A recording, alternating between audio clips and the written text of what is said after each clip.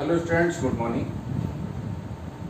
देखिए, आज हम लोग जो डिस्कस करने जा रहे हैं वो है merits of Bohr's atomic model. Bohr's atomic model पर हमने पहले डिस्कशन कर लिया था और बोहर्स एटॉमिक मॉडल के कुछ पॉइंट्स जो मेन पॉइंट्स थे वो एक बार आपको 2 मिनट में फिर से याद दिला दूं। बोहर ने ये बताया था कि जो एटम है, एटम दो पार्ट से मिलकर बना है। एक तो एटम न्यूक्लियस जो उसके मिडिल में है, सारा का सारा mass, entire mass, approx entire mass and whole positive charge is centralised in this nucleus, and second is the area around the nucleus in which electron moves. दूसरा पॉइंट उन्होंने ये बताया था कि न्यूक्लियस के चारों ओर कई सर्कुलर ऑर्बिट्स हो सकती हैं, लेकिन इलेक्ट्रॉन इन सभी पॉसिबल ऑर्बिट्स में रिवॉल्व न करके कुछ डेफिनेट ऑर्बिट्स में जिसकी एनर्जी जिसमें इलेक्ट्रॉन की एनर्जी डेफिनेट होती है उसमें वो रिवॉल्व करते हैं, और उन ऑर्बिट्स को हम क्या कहते हैं? स्टेशनरी ऑर्बिट्स कहते हैं। तीसरी बात इन्होंने जो खास बताई थी वो ये कि वही स्टेशनरी ऑर्बिट्स पॉसिबल हैं जिनमें उनका एंगुलर मोमेंटम h/2π का मल्टीपल फैक्टर होगा। और last fourth and important point जो था वो ये था कि इलेक्ट्रॉन जब न्यूक्लियस के चारों ओर मूव कर रहे हैं तो वो हर समय एनर्जी का एमिशन नहीं करते हैं, बिना एनर्जी का एमिशन किए घूमते हैं। बट जब आउटर सोर्स से एनर्जी दी जाए या इलेक्ट्रॉन आउटर सोर्स से एनर्जी एब्जॉर्ब कर ले तो वो लोअर जिस ऑर्बिट में था उससे हायर एनर्जी ऑर्बिट में जंप कर जाएगा। जनरली इलेक्ट्रॉन जिस ऑर्बिट में मूव करते रहते हैं अपनी लोएस्ट एनर्जी ऑर्बिट्स में, उनको हम उसकी ग्राउंड स्टेट बोलते हैं, एटम की इलेक्ट्रॉन की ग्राउंड स्टेट बोलते हैं। और जब वो हायर एनर्जी स्टेट में जंप कर जाता है तो उसको क्या कहा जाता है? एक्साइटेड स्टेट बोला जाता है। एक्साइटेड स्टेट में इलेक्ट्रॉन बहुत ज्यादा देर तक स्टे नहीं करेगा, अप्रॉक्स 10⁻⁸ सेकंड तक स्टे करेगा और उसके बाद उसको वापस लौटना होगा। वापस लौटते समय वो डेफिनेट फ्रीक्वेंसी के रेडिएशंस को रेडिएट करता है और वापस फिर से आ जाता है। तो उसी रेडिएशन की वजह से जो है डेफिनेट वेवलेंथ की जो स्पेक्ट्रम में लाइंस आती हैं वो उस वजह से आती हैं। तो ये तो इसके बोहर्स एटॉमिक मॉडल के मेन पोस्टुलेट्स थे। अब हम मेरिट्स की बात करेंगे तो थोड़ा सा हम रदरफोर्ड एटॉमिक मॉडल के डीमेरिट्स की बात कर लें। रदरफोर्ड के मॉडल में दो मेन कमियां बताई गई थी। क्या? पहली कमी बताई गई थी कि it was unable to explain the stability of atom. कैसे? बताया था कि मैक्सवेल थ्योरी अप्लाई कर दें तो मूविंग इलेक्ट्रॉन ये एक्सीलरेशन में जब कोई चार्ज पार्टिकल होता है तो लगातार एनर्जी का रेडिएशन करता है। तो इस बेस पे इलेक्ट्रॉन एनर्जी का रेडिएशन करेगा तो उसका पाथ जो है छोटा होता जाएगा और वो एंड में इलेक्ट्रॉन न्यूक्लियस में गिर पड़ेगा। बताया था ना? तो इसलिए इलेक्ट्रॉन जब न्यूक्लियस में गिर गया तो एटम कैसा हो गया? अनस्टेबल हो गया। But atom is stable system. तो ये एटम की स्टेबिलिटी को एक्सप्लेन ठीक से नहीं कर पाए। कौन? रदरफोर्ड। दूसरा इसमें क्या ऑब्जेक्शन था? दूसरा ऑब्जेक्शन ये था कि जब लगातार एनर्जी का रेडिएशन होगा तो एनर्जी एमिशन स्पेक्ट्रम कंटिन्यूअस आना चाहिए, but spectrum was not continuous. There was fine lines in the spectrum of atom, energy spectrum of atom. From where these fine lines comes, it cannot be explained by Rutherford model. ये दो main इनके Rutherford atomic model में जो defect थे वो थे, और भी थे बट ये दो मेन डिफेक्ट थे। तो आज उन्हीं डिफेक्ट्स को दूर कर दिया किसने? नील्स बोर ने। तो हम उन्हीं मेरिट्स की आज चर्चा करेंगे। तो पहला तो ये है आपका इनका मेन मेरिट कि वो एटम की स्टेबिलिटी को एक्सप्लेन इन्होंने कर दिया है।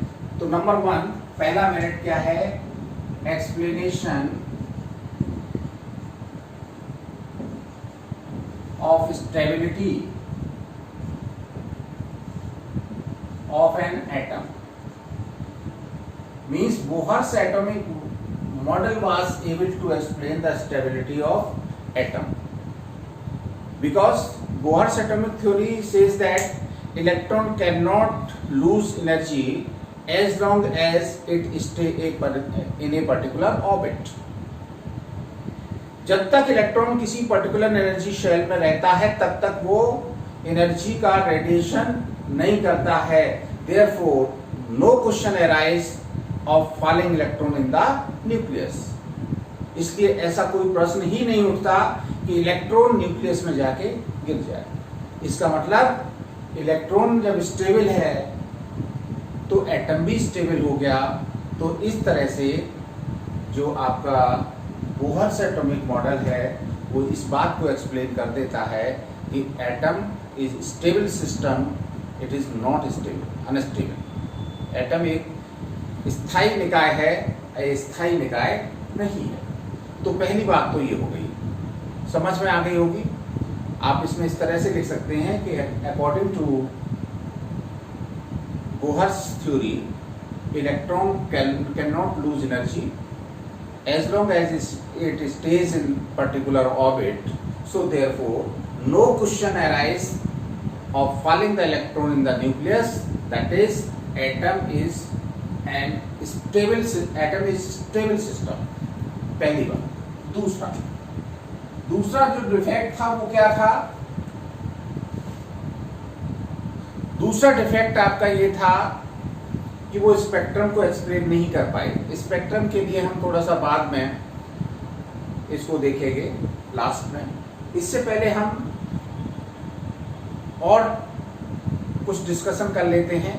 नील्स बोर के मॉडल द्वारा ये नहीं पता चलता था कि किस डिस्टेंस पर आपकी कोई शेल पॉसिबल है, और अगर उस डिस्टेंस पर कोई इलेक्ट्रॉन घूम रहा है तो उस इलेक्ट्रॉन की एनर्जी क्या होगी।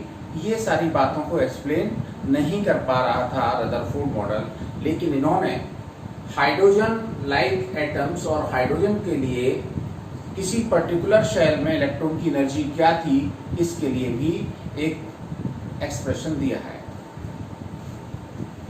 तो explanation of energy of electron in particular orbit।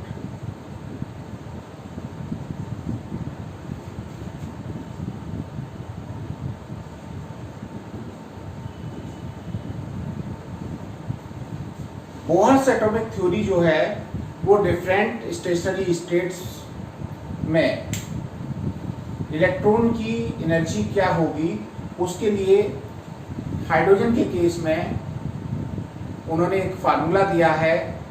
उस फार्मूले को देख लीजिए क्या है। En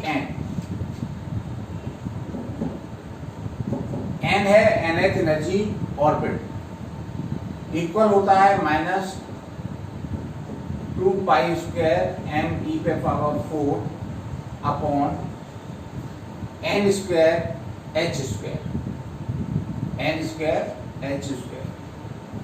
ये तो आपकी एनर्जी हो गई, जहां m क्या है, मास ऑफ इलेक्ट्रॉन है। इसकी वैल्यू आप जानते ही हैं 9.1 इंटू 10⁻31 kg या -28 ग्राम। E क्या है, चार्ज ऑन इलेक्ट्रॉन, ये भी आपको पता होगा 1.602 इंटू 10⁻19 कूलम है। H क्या है, प्लैंक्स कांस्टेंट है, इसकी भी वैल्यू हमने आपको बताई थी 6.626 इंटू 10⁻34 जूल सेकेंड है। और N क्या है, N है नंबर ऑफ एनर्जी स्टेट या नंबर ऑफ ऑर्बिट और एनर्जी स्टेट, किस एनर्जी स्टेट या किस ऑर्बिट में इलेक्ट्रॉन है। तो इस तरह से किसी भी स्टेशनरी ऑर्बिट के लिए हाइड्रोजन, और ये फार्मूला है कि किसके लिए, फॉर हाइड्रोजन एटम। अगर हम हाइड्रोजन लाइक एटम्स के लिए देखें, for hydrogen like atoms, H like atoms, मतलब जिनमें इलेक्ट्रॉन एक ही हो, He प्लस Li+2 एटसेट्रा, इनके लिए हम अगर फार्मूला एनर्जी का चाहेंगे तो ये हो जाएगा -2π² me⁴ Z² upon n² h²। इसमें आप Z² और ऐड कर दें तो ये वैल्यू Z होता है। Z यहाँ पे क्या है, Z है एटॉमिक नंबर, एटॉमिक नंबर। तो Li का एटॉमिक नंबर 3 है, He का एटॉमिक नंबर 2 है। तो अगर हम He और Li इस तरह के एटम्स जिसमें केवल 1 इलेक्ट्रॉन होता है उसकी एनर्जी पर्टिकुलर ऑर्बिट की निकालना चाहें तो फार्मूला हमारा ये लगेगा। अगर हम इसमें n की, e की, पाई की, n की और h की वैल्यू रख दें, n का छोड़ दें, n तो आपको निकालना होगा किस ऑर्बिट के लिए, तो हमारा जो वैल्यू निकल के आता है En इक्वल -2.18 इंटू 10⁻⁻18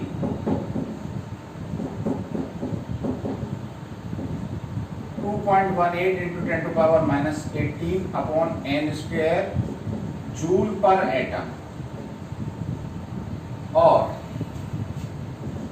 अगर हम पर मोल वैल्यू निकालना चाहें, ये तो पर एटम निकल के आती है, अगर हम पर मोल निकालना चाहें तो ये निकल के आती है -1312 अपॉन n² किलो जूल पर मोल। किलो जूल पर मोल ये एनर्जी निकल के आती है किसी पर्टिकुलर ऑर्बिट के लिए, जहां n क्या है, नंबर ऑफ ऑर्बिट है। तो इस तरह से हम वैल्यू निकाल सकते हैं। और अगर हम, ये तो हाइड्रोजन एटम्स के लिए है, और हाइड्रोजन एटम, और अगर हम हाइड्रोजन लाइक एटम्स के लिए निकालना चाहें तो वही हो जाएगा En equal -1312 Z² upon n² kJ पर मोल। यहाँ पर चाहें तो यहाँ भी Z² जोड़ सकते हैं। ये है फॉर हाइड्रोजन लाइक एटम्स। देखिए हाइड्रोजन का एटॉमिक नंबर 1 होता है, इसलिए 1 का स्क्वायर 1 हो जाता है, तो इसलिए यहाँ पर Z² नहीं रखते हैं। अगर चाहें तो आप इसमें Z² इस फार्मूले में भी यूज करके किसी भी हाइड्रोजन या हाइड्रोजन लाइक एटम्स की एनर्जी कैलकुलेट कर सकते हैं। तो दिस इज द फार्मूला, और this is the formula for calculating the energy of particular orbit electron in case of hydrogen atom and hydrogen like atoms. तो इस तरह से हम एनर्जी कैलकुलेट कर सकते हैं। इसको चाहे तो नोट कर लें जल्दी से।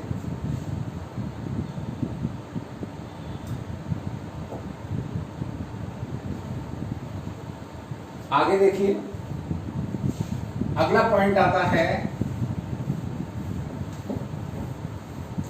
रेडियस का calculation. Radius of atom, radius of orbit, particular orbit की रेडियस क्या होगी। तो दूसरा है, दो तो पॉइंट हो गए थे, थर्ड पॉइंट आता है calculation of radius of particular orbit. किसी पर्टिकुलर ऑर्बिट की रेडियस हम बोहर फार्मूला द्वारा निकाल सकते हैं। और हाइड्रोजन एटम की रेडियस निकालने के लिए जो आपका बोहर का फॉर्मूला है वो है Rn equal A0 n square.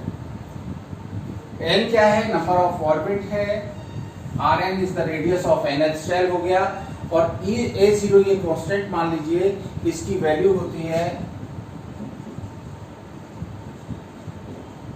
0.529 angstrom और 52.9 पिकोमीटर। तो इसका मतलब क्या हुआ?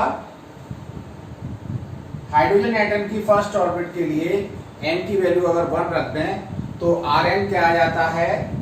वो आ जाता है 0.529 एंगस्ट्रॉम। इसको हम बोहर्स रेडियस कहते हैं। It is Bohr's radius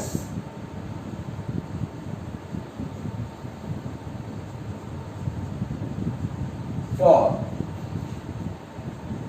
first orbit of H atom. तो इस तरह से हम किसी भी पर्टिकुलर ऑर्बिट के लिए क्या निकाल सकते हैं? उसका रेडियस निकाल सकते हैं। लेकिन हाइड्रोजन लाइक पार्टिकल्स के लिए, ये तो हाइड्रोजन के लिए है, for hydrogen atom, for hydrogen like particles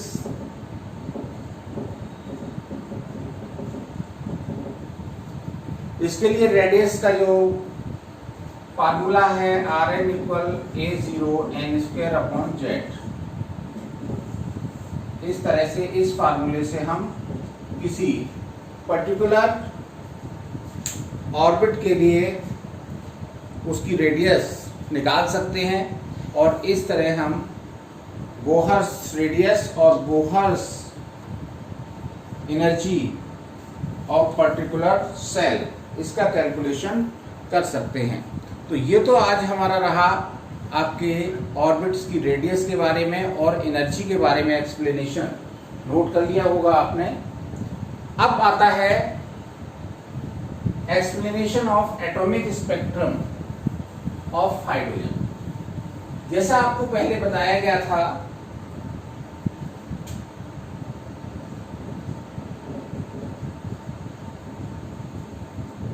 explanation of atomic spectrum of hydrogen atom. Hydrogen का जो स्पेक्ट्रम देखा गया था, एनर्जी एमिशन स्पेक्ट्रम, उसमें इस तरह की फाइन लाइंस थी। इसका एक्सप्लेनेशन रदरफोर्ड मॉडल नहीं दे सका था कि why these fine lines comes, लेकिन बोहर्स एटॉमिक मॉडल इसका लॉजिकल एक्सप्लेनेशन देता है कि क्यों ये large number of lines are present in the spectrum of hydrogen. Why large number of lines are present in the spectrum of hydrogen, the logical explanation can be given by Bohr's atomic model। क्या logic है? Logic ये है कि ground state में hydrogen atom में क्या होता है? एक इलेक्ट्रॉन होता है, ठीक है ना, के शेल में। ग्राउंड स्टेट है, ये क्या है? के शेल है, इसमें एक इलेक्ट्रॉन है। हमने कोई हाइड्रोजन गैस का सैंपल लिया, उसमें हमने इलेक्ट्रिक डिस्चार्ज किया, तो क्या होगा? हाइड्रोजन जो है हाइड्रोजन एटम में ब्रेकअप होगा उसका, और उसके बाद कई लाखों की संख्या में, करोड़ों की संख्या में जो हाइड्रोजन एटम होंगे वो यहाँ से एक्साइटेड स्टेट में जाएंगे, एनर्जी लेके जंप करेंगे हायर एनर्जी लेवल में। के शेल से मान लीजिए एल शेल में पहुंचे, यहां से जंप यहां कर गए। ये ग्राउंड स्टेट थी, इसको हम क्या बोलते हैं? Ground state. ग्राउंड स्टेट का मतलब है लोएस्ट एनर्जी लेवल जिसमें इलेक्ट्रॉन जनरली मूव करते हैं, वो कहलाती है एटम की या इलेक्ट्रॉन की ग्राउंड स्टेट। जब इसमें एनर्जी दी तो एनर्जी लेके ये कहां पहुंच गए? एक्साइटेड स्टेट में। एक्साइटेड स्टेट में हमने बताया था कि दो पॉसिबिलिटी हैं, या तो वो बिल्कुल बाहर चले जाएं, अन्यथा इसमें इनका जो लाइफ टाइम होता है 10⁻⁻8 सेकंड तक होता है, इससे ज्यादा ये इसमें नहीं रह सकते। तो इसको फिर या तो फिर से डीएक्साइट होना पड़ेगा हायर एनर्जी लेवल से लोअर एनर्जी लेवल। जनरली यही होता है कि इलेक्ट्रॉन डीएक्साइट होते हैं, देखिए ऊपर जाते रहते हैं इलेक्ट्रॉन डिफरेंट एनर्जी लेवल्स में एनर्जी लेके और फिर वापस लौटते रहते हैं। तो इनमें के जंपिंग होने में, एक्साइटेड स्टेट में जाने में, वापस लौटने में क्या होता है, एनर्जी का ये रेडिएशन करते हैं। और जो डीएक्साइटेशन में एनर्जी का एमिशन होता है वो क्वांटा के फॉर्म में होता है, उसकी डेफिनेट फ्रीक्वेंसी होती है, डेफिनेट वेवलेंथ होती है, और जब ये वापस लौटेंगे तो क्या करेंगे, रेडिएशन करेंगे, radiation of definite frequency, definite frequency या डेफिनेट वेवलेंथ का रेडिएशन करेंगे, और उसी रेडिएशन की डेफिनेट वेवलेंथ की ये एक लाइन इंप्रेशन आएगा, एनर्जी का जो रेडिएशन होगा उसी रेडिएशन का ये लाइन आता है। तो इस तरह से हमारा जो बोहर्स एटॉमिक मॉडल है इस बात को सक्सेसफुली एक्सप्लेन कर लेता है कि हाइड्रोजन के स्पेक्ट्रम में जो फाइन लाइंस आती हैं उन फाइन लाइंस के आने का रीजन क्या है। ये बात समझ गए होंगे कि ये फाइन लाइंस क्यों आती हैं। इसका एक्सप्लेनेशन ये है कि हाइड्रोजन एटम का एक शेल होता है, उसमें इलेक्ट्रॉन एक होता है, हाइड्रोजन का कोई सैंपल है, उस सैंपल में कई हाइड्रोजन एटम्स होंगे, उनके फर्स्ट एनर्जी लेवल से इलेक्ट्रॉन जंप करके हायर एनर्जी लेवल्स में चले जाते हैं, और हायर एनर्जी लेवल से जब वापस करते हैं तो क्वांटम के फॉर्म में एनर्जी का रेडिएशन करते हैं। एनर्जी क्वांटाइज्ड होती है, कंटिन्यूअस नहीं होती है, और उस क्वांटाइज्ड एनर्जी की डेफिनेट फ्रीक्वेंसी होती है, और उस फ्रीक्वेंसी की या उस वेवलेंथ की एक डेफिनेट लाइन आती है। This is the reason of line spectrum of hydrogen atom. This is line spectrum. तो लाइन स्पेक्ट्रम क्यों आया, इसका एक्सप्लेनेशन भी रदरफोर्ड एटॉमिक मॉडल से दिया जा सकता है। तो इस तरह से हमारा ये बोहर्स एटॉमिक मॉडल और रदरफोर्ड एटॉमिक मॉडल, ये क्लासिकल एटॉमिक मॉडल्स आते हैं। रदरफोर्ड मॉडल में सिंपल एटम के बारे में एक्सप्लेनेशन दिया गया था कि एटॉमिक मॉडल, एटम में किस तरह से इलेक्ट्रॉन अरेंज रहते हैं। फिर उसको थोड़ा सा इम्प्रूव करते हुए बोहर ने अपना एटॉमिक मॉडल दिया, बहुत सक्सेसफुल एटॉमिक मॉडल था, लेकिन फिर इसमें थोड़ा सा और मॉडिफिकेशन करके वेव मैकेनिकल मॉडल दिया गया है, उसका हम लोग डिस्कशन आगे चल के करेंगे। तो ये मॉडल्स आप एक बार अच्छे से पढ़ जाइए, जिससे आपको एटम के बारे में क्लियर कॉन्सेप्ट मिल सके कि एटम में इलेक्ट्रॉन कहाँ होते हैं, ये इसका जो स्पेक्ट्रम आता है वो इस तरह का क्यों आता है, एनर्जी क्या हो सकती है इलेक्ट्रॉन की किसी पर्टिकुलर सेल में, और उसकी रेडियस क्या हो सकती है। सिंपल से फार्मूले हैं, उनको थोड़ा सा याद रखिए। Thank you for today.